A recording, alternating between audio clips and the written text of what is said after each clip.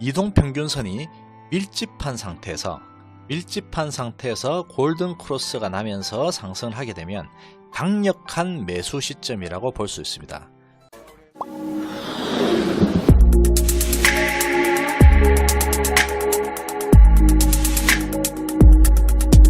오늘은 차트 보는 법에 대해서 말씀드리겠습니다. 먼저 골든 크로스입니다. 골든 크로스는 주가나 단기 이동평균선이 장기 이동평균선을 뚫고 올라가는 것을 말합니다. 일반적으로 매수 시점이라고 볼 수 있습니다. 데드 크로스는 주가나 단기 이동평균선이 장기 이동평균선을 뚫고 내려가는 것을 말합니다. 일반적으로 매도 시점이라고 볼 수 있습니다. 두 번째 OBV입니다. OBV는 거래량 분석 기법으로서 전일 상승 거래량 누계에서 하락 거래량 누계를 뺀 값을 말합니다. 이 OBV가 증가를 하면은 매집을 하고 있다고 볼 수 있습니다.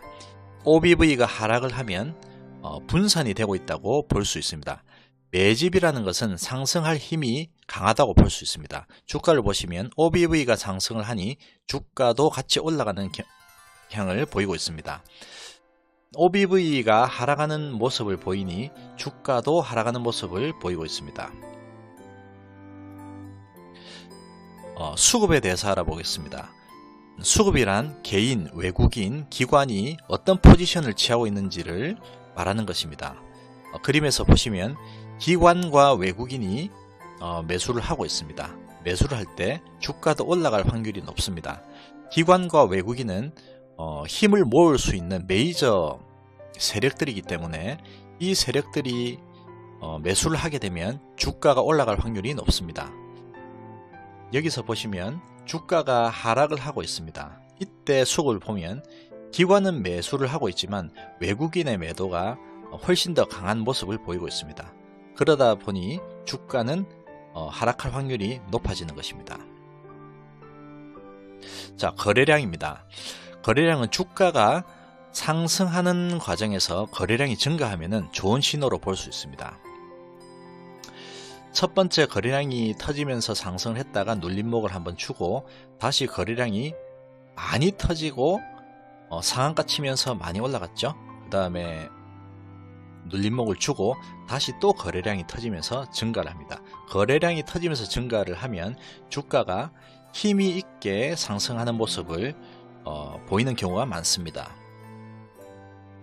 자, 매수 시점에 대해서도 간략히 알아보겠습니다. 일반적으로 사용하는 매수 시점들을 말씀드리겠습니다. 첫 번째, 바닥권에서 쌍바닥을 이루는 경우입니다. 바닥권에서 쌍바닥을 형성을 하면 강력한 매수 신호로 볼 수 있습니다. 이 그림상에서는 과거의 바닥 그리고 현재 하나, 둘, 셋, 3바닥을 형성하면서 강력한 지지선을 만들고 있습니다. 그러고는 주가가 크게 상승하는 모습을 볼 수 있습니다. 자, 매수 시점 두 번째입니다.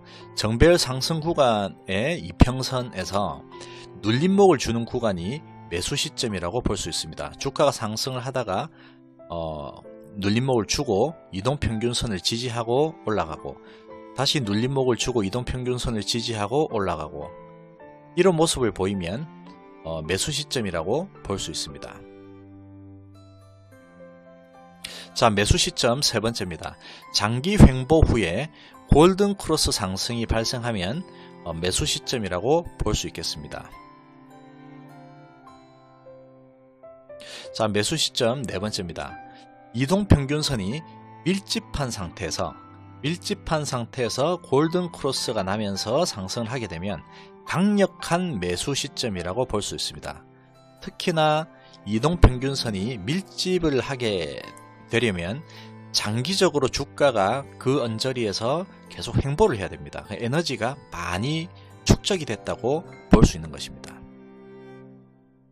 자, 매도 시점에 대해서 알아보겠습니다. 매도 시점 첫 번째, 상승 후 횡보 도중에 데드 크로스가 발생을 합니다. 단기 이평선, 주가가 장기 이평선을 뚫고 내려오는 데드 크로스가 발생하면은 매도 신호로 보면 되겠습니다. 매도 시점 두 번째입니다. 하락 추세에서 반등을 하는데 위에 있는 저항선을 뚫지 못하는 경우입니다. 이럴 때는 강력한 매도 신호로 볼 수 있습니다. 그림에서 보시면 하락 추세로 반전하고 나서 다시 상승을 하다가 이평선 맞고 떨어지고, 다시 상승하다 이평선 맞고 떨어지고, 다시 상승하다 이평선 맞고 떨어지고, 이런 경우 대세 하락으로 전환할 확률이 높습니다. 매도 시점 세 번째입니다. 주가가 어느 정도 상승을 많이 한 후에 고점에서 쌍봉을 보이면 강력한 매도 시점이라고 보면 되겠습니다.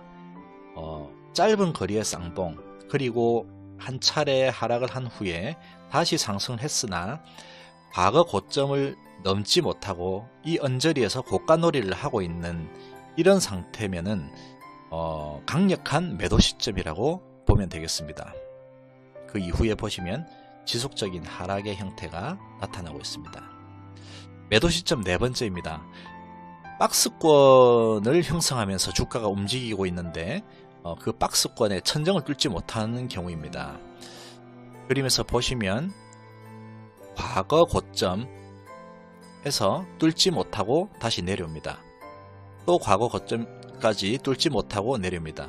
또 천정에서 뚫지 못하고 내려옵니다. 이런 경우에는 고점에서 팔고 다시 박스권 저점 부분에서 사고, 다시 박스권 천정에서 팔고 다시 저점에서 사고, 이런 식으로 매매를 해도 수익을 얻을 수 있습니다.